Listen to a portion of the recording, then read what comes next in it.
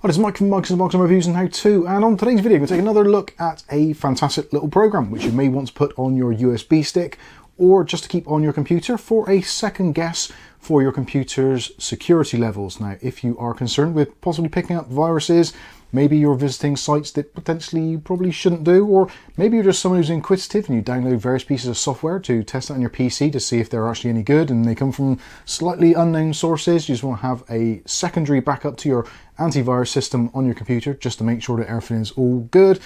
Or potentially if you have got your computer infected already and you actually just want to clean up the infection, this video is going to be very useful to you. And best of all, it's not going to cost you a penny at all, a cent, a dollar, anything like that. It's completely free of charge, so that is pretty awesome. Anyway, I'm waffling on. Let's head over to the computer and we'll take a closer look. Now, the piece of software we're going to be taking a look at today is called the Sophos Scan and Clean.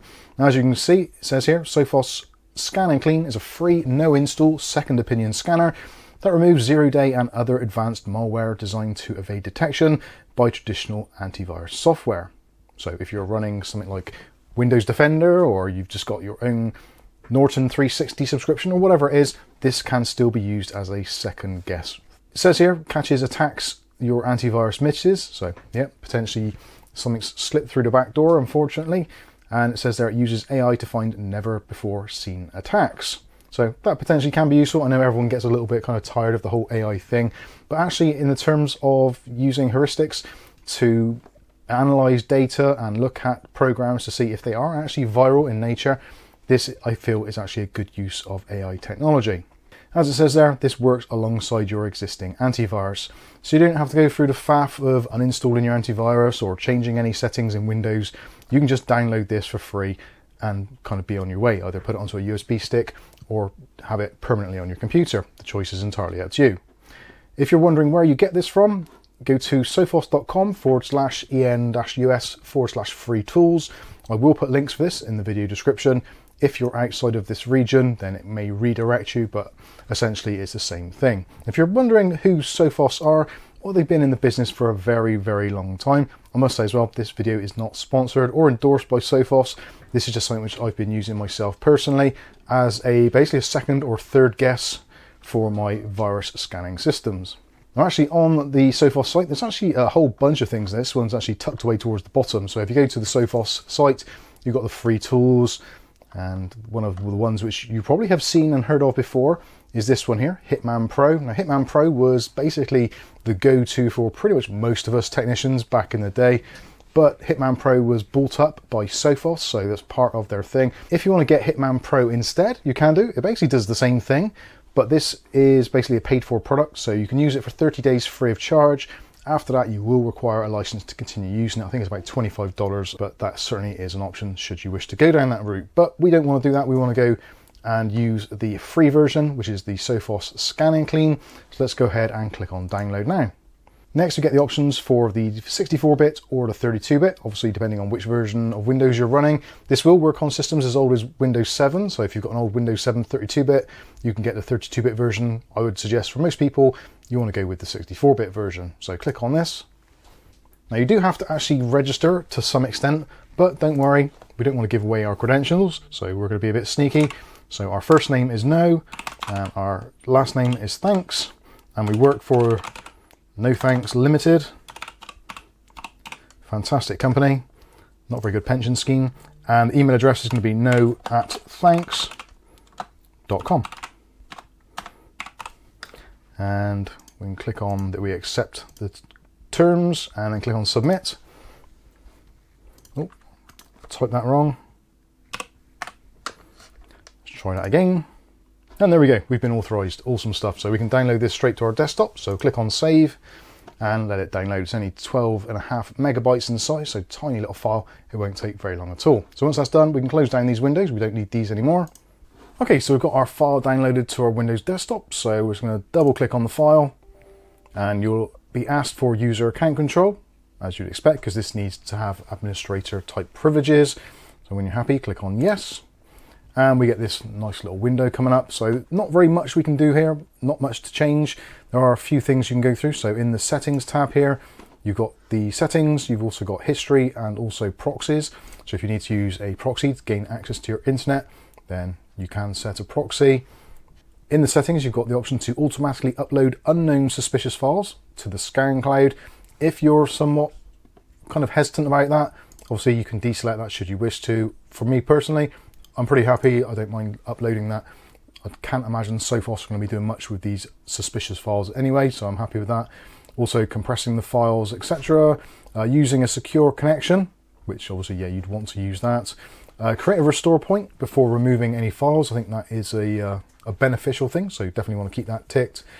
This section here is grayed out, so you don't have any option with that. You also got the option to scan for malware remnants from previous scans and other antivirus activity. Next, you've got the option to scan for potentially unwanted applications, and you can choose whether or not you ignore them or delete them. We can check for that later. And also you can scan for tracking cookies. Sometimes you might want to keep your cookies, so you can deselect that should you wish to. Again, the choice is yours. If you're not too sure and you've maybe ticked on things you shouldn't have done, just click on reset and it will restore them all to their defaults, as you see there. So you go back in settings, it just resets the program. So I'm going to leave that as it is. There is one here, so you've got the exploit mitigation. This is protection against the LNK vulnerability. That was from a long time ago, so if it's grayed out, it means your system is already protected against that. If this is illuminated or highlighted or able to tick on, it means you're running an older system which isn't patched for that vulnerability. Also, you can choose your display languages there, should you need to change that. And that is pretty much it. So I'm going to leave those basically as they are. Again, you've got the history, proxies in the advanced section. You've got the option for direct disk access, which is recommended, or you've got compatible disk access. Personally, I have no idea what the difference is, but if you're experiencing problems, then maybe go to compatible disk access. Honestly, no idea. So I'll just leave it set as recommended. And that is pretty much it. So we'll click on OK. So now we've got the option, so you can either just click on next here, or if you want a little bit more of an option, click on the down arrow. You've got the option for the default scan, which is what it would do if you clicked on next, or you can just do a quick scan, which will just do the areas which are commonly associated with virus infections. So I'm going to do a default scan, which is going to scan the whole computer. And we click on next, yeah, agree into the terms and conditions, usual stuff. And now we just have to be patient, let it scan our computer. So you'll probably find as it scans through, it will find some things to begin with, which will be things like your tracking cookies, especially if you use Microsoft Edge, because yeah, they farm data like crazy, as does Chrome, as you can see here. So there's plenty of tracking cookies which have been detected already, but that's fine because those aren't necessarily harmful. And as you can see there at the bottom there, it says identified threats 0, potentially unwanted items 65. So yeah, it's not too bad at all. But again, just be patient, let it go on and do its thing. It'll scan your system and any connected drives. And here we go, it's picked up the OBSBot Center exe as potentially suspicious. But as you can see there, it's defaulted it to be ignore. So it hasn't already put the delete flag on it, which is what you want to see. OBSBot, for some bizarre reason, OBSBot does actually get flagged as a potential problem with some AV scanners. I'm not entirely sure why that is. When you download it, it's absolutely fine, but yeah, anyway. I'd rather it be suspicious than it be ignored altogether, which Microsoft Defender has been doing for, well, months and weeks. So now it's scanning for any malware remnants and yeah, basically doing like a cleanup and classifying the files and folders that it's finding. And there we go. The scan is finished and it only took 1 minute and 37 seconds, which is pretty nippy. And as you can see there, no real threats found. So that's what you want to see. So if you get that result come back, you're pretty much good to go. Now, obviously, with the OBSBot Center, if for some reason this was something that you thought potentially wasn't good, you can always Google it and see what it is and see if it's a commonly found thing. And you can change that to either delete, quarantine, ignore, go to location, show information, go to Virus Total, which is the tool which actually found it. Maybe OBSBot want to go over to Virus Total and tell them about their software. And if you do change anything, if you change to ignore, you can do apply to all. So if we do that now, ignore. So now it's going to ignore all of our tracking cookies. So if you don't have to want to go down and do like every single one individually. So that's absolutely fine. So we can actually undo that. So if we do apply to all, and we'll do delete, because we want to delete all of our tracking cookies, but we don't want to delete this one, so we'll just ignore that one. So you've got a bit of flexibility, so you can choose what it keeps and what it gets rid of. Of course, as it says, there's no real threats found. no identified threats, so we can pretty much do what we like here. Obviously, if you do find threats, you want to get rid of them as soon as possible. So that is pretty much it for there. So we can click on next. And you can see it hasn't touched our OBSBot software, which is good, but it has gone ahead and deleted all of the tracking cookies, which we've accumulated through our browsing. You can scroll down through and see which ones have been affected. So yeah, we've got lots of things on here, Taboola, Tapad, Smart Ad Server, all that stuff. You don't really want it on your system, so that is excellent.